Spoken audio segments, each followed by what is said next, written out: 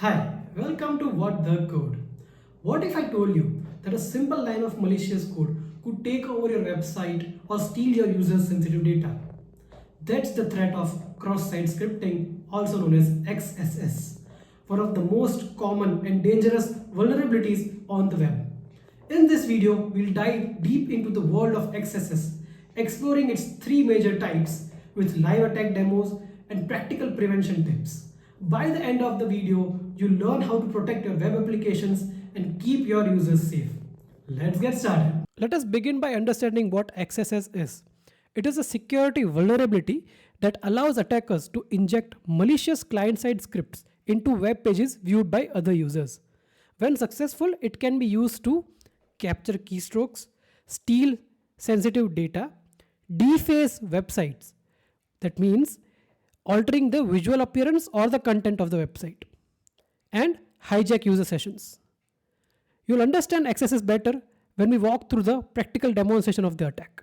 Now let's take a look at the types of XSS attacks. The first one, reflected XSS. Here, the scripts are injected through URL parameters or form inputs.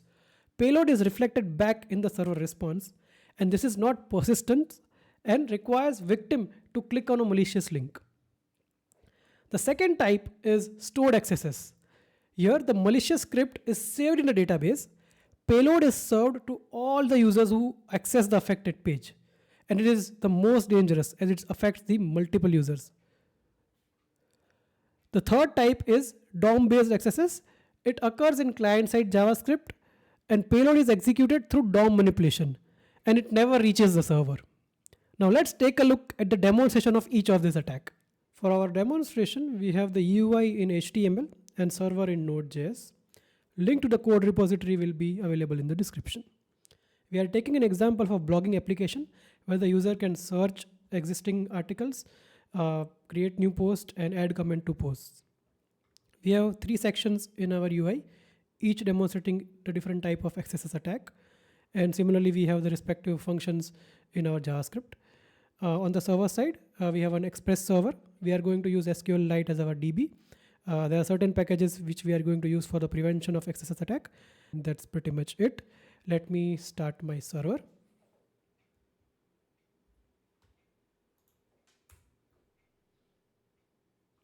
And one more thing, I'm serving my HTML file from the server itself. I'm not going to create a separate live server for index.html. So as my server has started, I will go to the UI and it should be available. Yes, so this is the UI. Let us look at the demonstration for the reflected XSS attack. We have our search post section where we are going to enter a string and click on search, which will fetch us all the blog posts which has those string in it. Let us take a look at the code. Scroll down to the search form section in the index.html file. Here you will see that input, and the on click is calling the search post function. Let's go to it. It is taking the value from search input and passing it as a query param to the /API/search. FYI, if you want to understand more about encode URI component, watch my video on encoding, encryption, and hashing.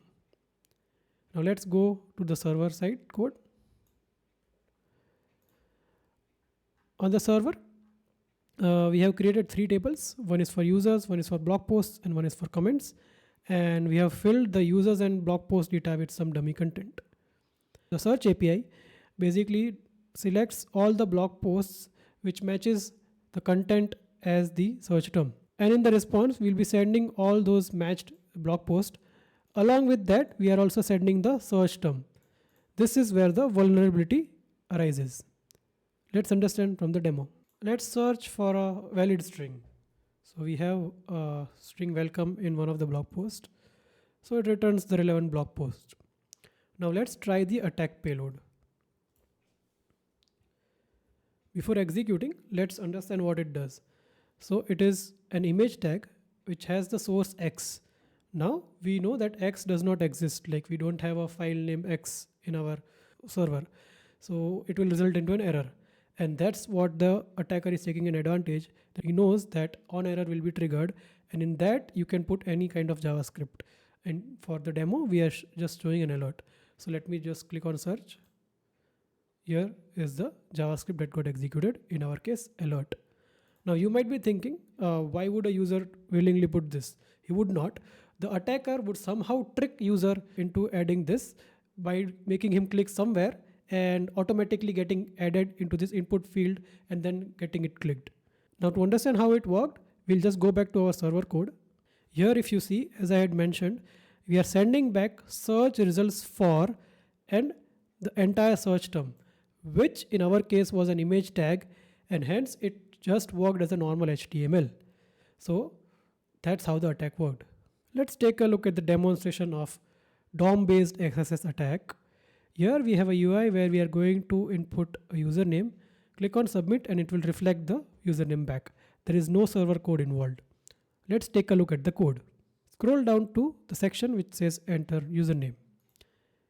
On click, what we are doing is we are taking the value of the input and assigning it within the inner HTML. This is where the vulnerability arises. Let's see the demonstration. Let me enter a valid input like my name. It reflects B back. Now let me enter this payload.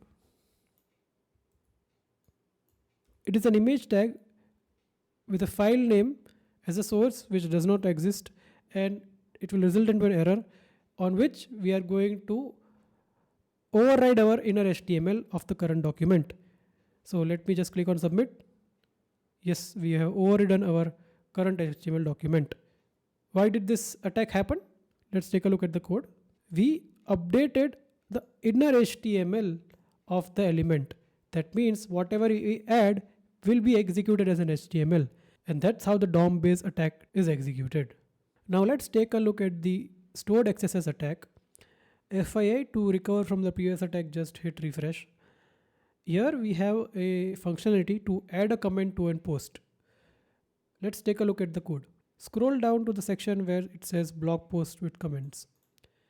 On click, we are calling add comment function. Let's go to that function. Here we are taking the value of the comment and calling the /API/post current post ID comments API. And we are going to pass our content and user ID in that. After that, we call load posts.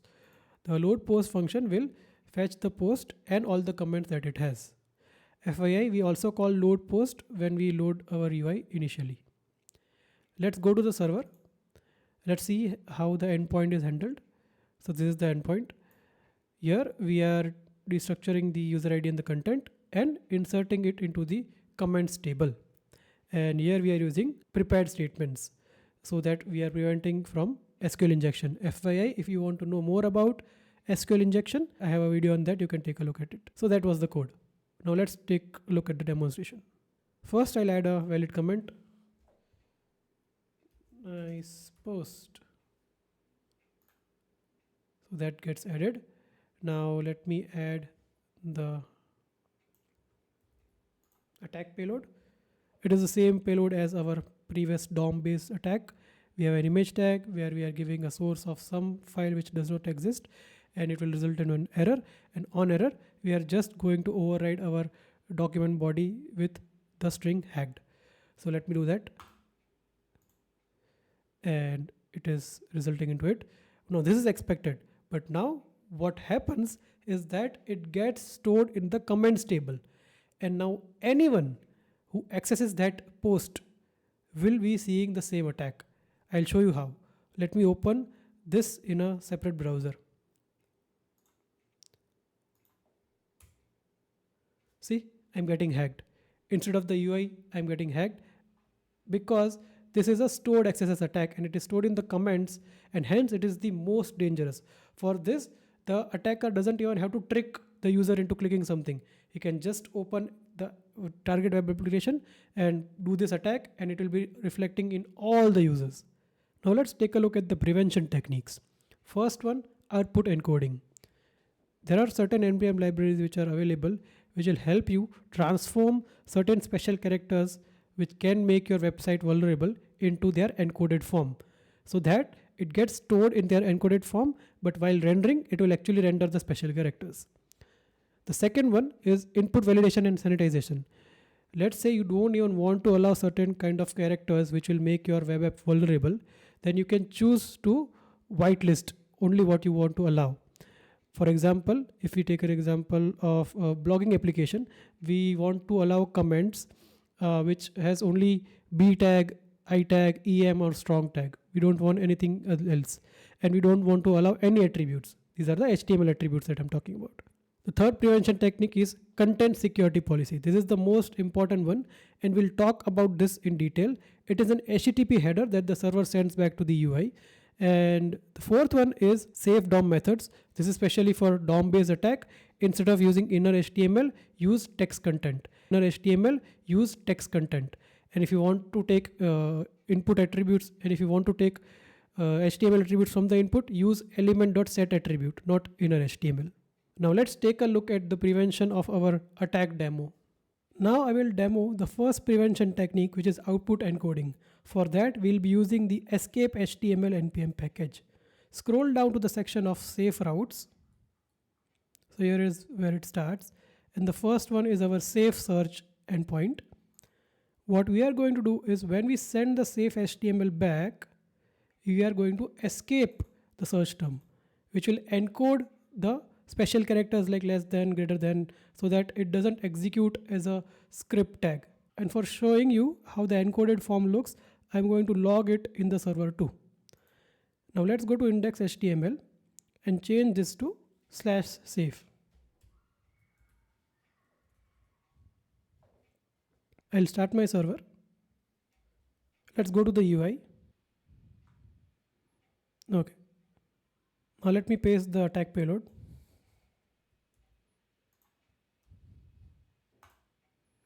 See, now we don't see the alert popped up. We see it as a string. And let's take a look how it is actually stored. As you can see, the string is encoded, and this is now not vulnerable for our web application. Now I will demonstrate how do you prevent the DOM-based XSS attack.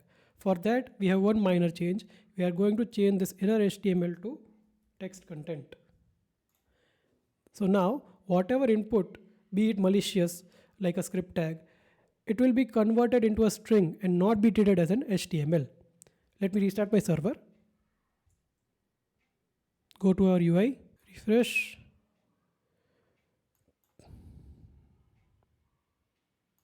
Try with the attack payload. And as you see, we didn't get the hacked in our HTML body. We just got it as a string. Now I will demonstrate the prevention of stored XSS attack using the sanitization technique. For this, we will need sanitize HTML npm package. Let's scroll down to the safe routes. The second safe route, that is for adding safe comments. What we are doing here is calling sanitize HTML function, passing the content that we get from the input as the first argument. And the second argument is an object where we provide two things. One, allowed HTML tags. Here we are allowing these 4 tags. And if we want to allow any attributes, HTML attributes. So here we are not allowing any HTML attributes. I will also log this here so that we can see how it looks. Let's change the route in the index.html.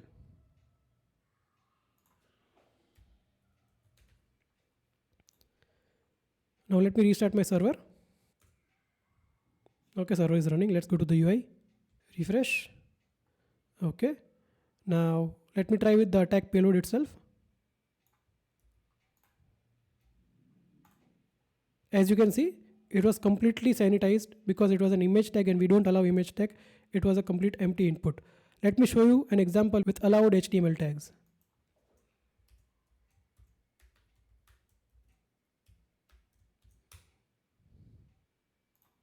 Since we are allowing B tag, that's why we can see this output. Let me also show you with I tag. And here also let me add some attribute.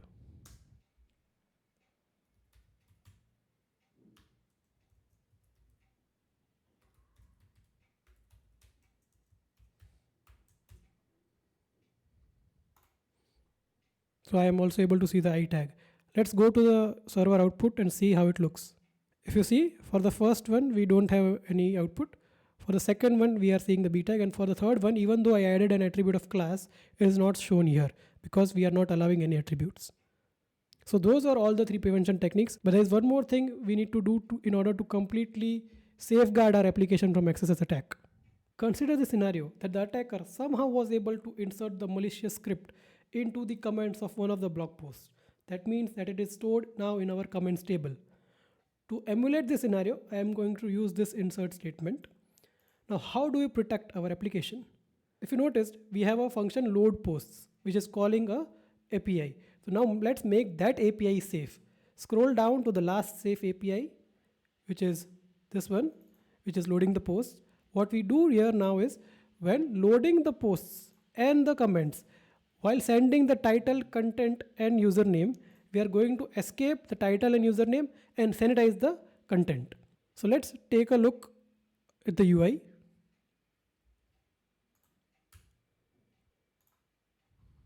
If you see, we have a comment, but it is completely sanitized and we don't see the hacked HTML document. So these are the ways in which you can prevent your web applications against XSS attack. Now let's understand more about content security policy. As mentioned earlier, it is an HTTP header which the server will send to the client. It provides a granular control over the resource loading. Let's take a look at some of its directives.